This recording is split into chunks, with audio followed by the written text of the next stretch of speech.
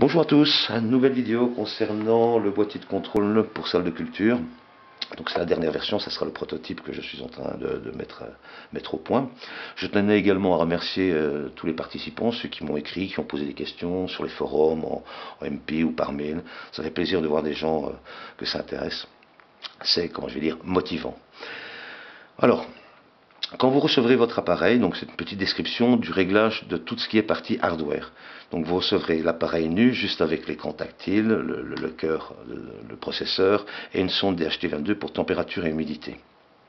Si vous avez d'autres options, si vous voulez le CO2, ce sera à votre charge de prendre, d'acheter la sonde et de la brancher sur un bornier.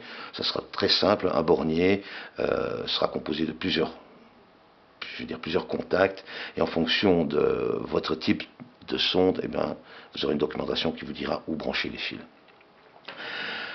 Alors tout fonctionne de manière tactile. J'ai les lampes.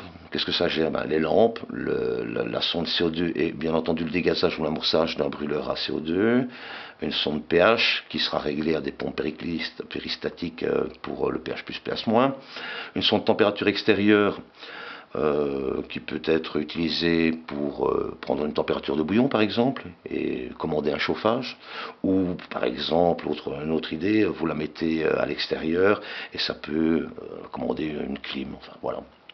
Une sonde C pour avoir une lecture en direct. Vous avez deux moteurs, moteur 1, moteur 2 pour un tracteur-extracteur. Bon, si les gens n'ont qu'un attracteur ou qu'un extracteur, ils s'activeront qu'une des deux options. Je précise qu'il y aura moyen de régler, de définir une différence d'aspiration et de soufflerie entre les deux, de façon à ce que, bon, si les puissances ne sont pas égales, vous pouvez les adapter, et sinon, si vous avez deux extracteurs, enfin deux moteurs de même puissance, vous pouvez demander à l'un de travailler un petit peu moins vite que l'autre, histoire, ou plus vite, pour avoir une dépression, une surpression, une dépression.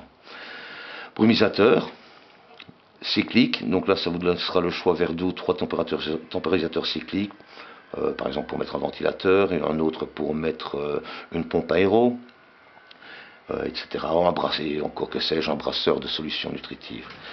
Timer, donc ça sera un simple timer jour-nuit, on pourrait mettre dessus une bouturette par exemple. Comment ça fonctionne? La sélection se fait très facilement, il suffit de toucher l'écran, voilà.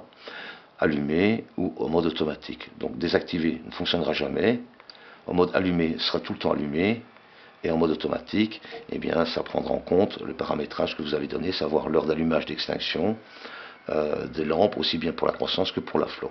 Automatiquement, simplement changeant le cycle de croissance sur l'interface générale, eh bien, les horaires changent en fonction de ce que vous avez programmé. Pourquoi est-ce que j'ai mis l'option allumée?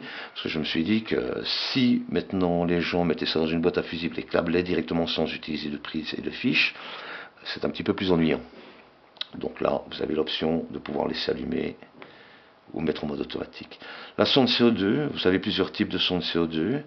Soit vous n'en avez pas, donc vous mettez désactivé, soit vous prenez une MHZ14 qui est une sonde de CO2 qui fonctionne par barrière infrarouge, très précise, pour moi à mon sens la plus fiable, ou alors pour les petits budgets, vous pourrez prendre une MG811 qui est une sonde qui fonctionne par réaction chimique, ou désactivée, c'est vous qui voyez.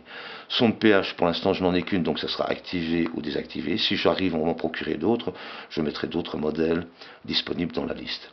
Sonde température, deux choix possibles, la DS18 ou la LM35. C'est une sonde de température qui n'a rien à voir avec le DHT22 qui sera fourni d'origine et qui servira par exemple pour prendre la température du bouillon ou une température d'une bouturette ou ce que vous voulez, ou pour pouvoir même régler un air conditionné. La sonde C, activée ou désactivée, vu que je n'en ai qu'un seul modèle pour l'instant. Même principe pour les moteurs. Moteur, soit il ne fonctionne pas, jamais, désactivé, soit activé.